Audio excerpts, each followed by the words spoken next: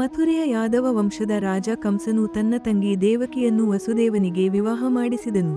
ವಿವಾಹದ ನಂತರ ಕಂಸನಿಗೆ ಒಂದು ಅಶರೀರವಾಣಿ ಕೇಳಿಸಿತು, ದೇವಕಿಯ 8ನೇ ಮಗನು ಕಂಸನ ಮರಣಕ್ಕೆ ಕಾರಣನಾಗುವನು ಎಂದು.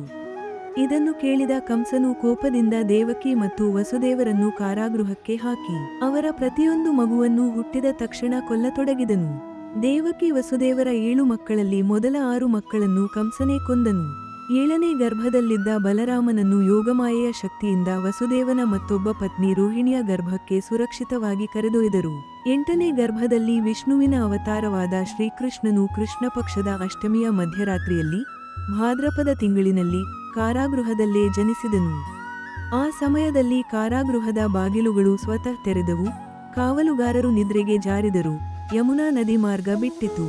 ವಸುದೇವನು ಶಿಶುವನ್ನು ಮೂರ್ತಿಮಾನ್ ದೇವರಂತೆ ಹೊತ್ತು ಮಳೆಯಿಂದ ರಕ್ಷಿಸಲು ತಲೆಯ ಮೇಲೆ ಶೇಷನಾಗನು ಹೆಡೆ ಹಿಡಿದನು, ಸುರಕ್ಷಿತವಾಗಿ ಗೋಕುಲಕ್ಕೆ ಕರೆದೊಯ್ದನು. ಅಲ್ಲಿ ನಂದರಾಜ ಮತ್ತು ಯಶೋದೆಯ ಮನೆಯಲ್ಲಿದ್ದ ಹೆಣ್ಣು ಮಗುವನ್ನು ಬದಲಾಯಿಸಿ ಕೃಷ್ಣನನ್ನು ಅಲ್ಲಿ ಬಿಡಲಾಯಿತು. ಯಶೋದೆ ನಂದರು ಕೃಷ್ಣನನ್ನು ತಮ್ಮ ಮಗನಂತೆ ಬೆಳೆಸಿದರು.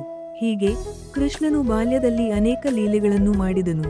ಕೃಷ್ಣ ಗೋಕುಲ ಹಾಗೂ ವೃಂದಾವನದಲ್ಲಿ ಬಲರಾಮನ ಜತೆ ಬೆಳೆದು ಕೊನೆಗೆ ಮಥುರಾಗೆ ಬಂದು ಯೌವನದಲ್ಲಿ ಕಂಸನನ್ನು ಸಂಹರಿಸಿದನು.